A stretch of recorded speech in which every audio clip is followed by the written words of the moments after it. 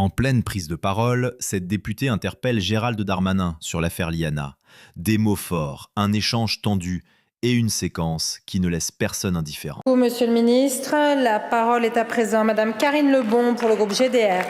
Merci Madame la Présidente. Monsieur le garde des Sceaux, moi aussi j'ai un cœur qui bat. C'est ce que vous avez déclaré ce matin devant nos collègues sénateurs. Mais le cœur de Liana, lui, s'est arrêté. Vous avez présenté des excuses. Des excuses ne protègent pas les enfants. Hier, partout dans le pays, des femmes, des enfants, des familles, des associations se sont rassemblées devant les tribunaux pour dire leur colère.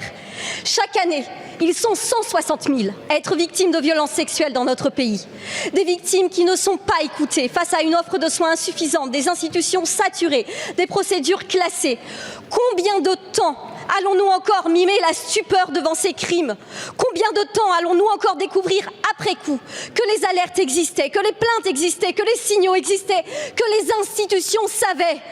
Il faut des moyens pour opérer un tournant, mais des moyens vous prétendez ne pas en avoir.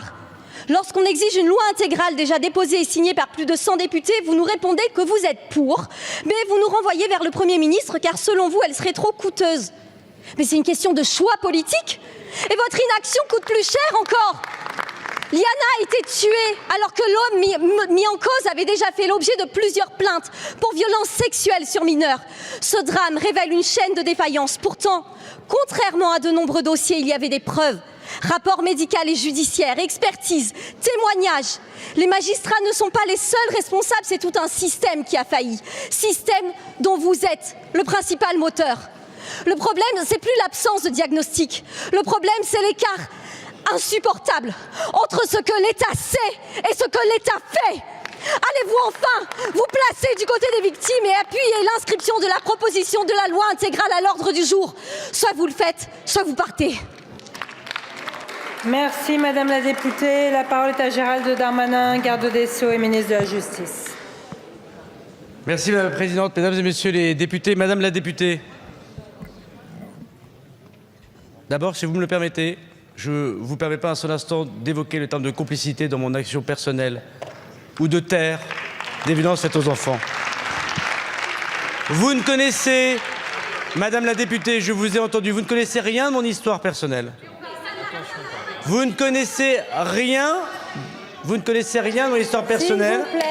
S'il vous plaît. Et si je peux me permettre, l'omerta existe dans beaucoup de sociétés, partout sur le territoire national, et que nous en sommes tous, si c'est le cas alors, particulièrement responsables. Vous ne connaissez, Madame la députée, rien de mon histoire personnelle. Vous m'avez posé une question. J'y réponds parce que jeter l'anathème, comme vous le faites personnellement, alors que lorsque je vais venir devant vous et que je vais vous demander la prescriptivité des crimes pour les mineurs, vous me direz sans doute non, comme vous l'avez déjà dit. Lorsque je vous demanderai que les gardes des Sceaux puissent donner des instructions individuelles au procureur, vous me direz non, parce que je vous rappelle que c'est vos groupes politiques qui ont voté cette loi en 2013. Et après, dans l'hémicycle, vous me dites, il y a une loi qui a été classée, il y a une plainte qui a été classée en 2020 et une autre en 2023. Et vous me dites, monsieur le garde des Sceaux, qu'est-ce que vous faites? Quand les magistrats sont indépendants, madame, et c'est heureux sans doute qu'ils le soient dans un grand pays démocratique, on accepte leurs décisions. Et quand ils font des fautes professionnelles, s'ils en ont fait, madame la députée, les magistrats sont indépendants, je ne peux pas leur donner d'instructions individuelles. Voulez-vous en redonner au garde des Sceaux? Quand les magistrats sont indépendants, et c'est heureux en démocratie, il faut accepter que lorsqu'il y aura une inspection, on puisse relever, s'il y en a, de fautes professionnelles et les sanctionner. À La Réunion, il y a, comme dans mon département du Nord, énormément de violences faites aux enfants.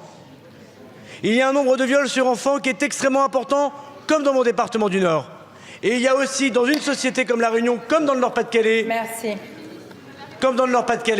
parfois une omerta. Alors tous ensemble, nous devons lever cette omerta en évitant de jeter des noms d'oiseaux à la tête. Merci Monsieur le Ministre. Madame la députée. Merci Madame la Présidente. Monsieur le Ministre, je vous ai parlé de la mort d'une enfant. Je ne vous ai pas parlé de votre histoire personnelle. Merci de ne pas confondre les deux.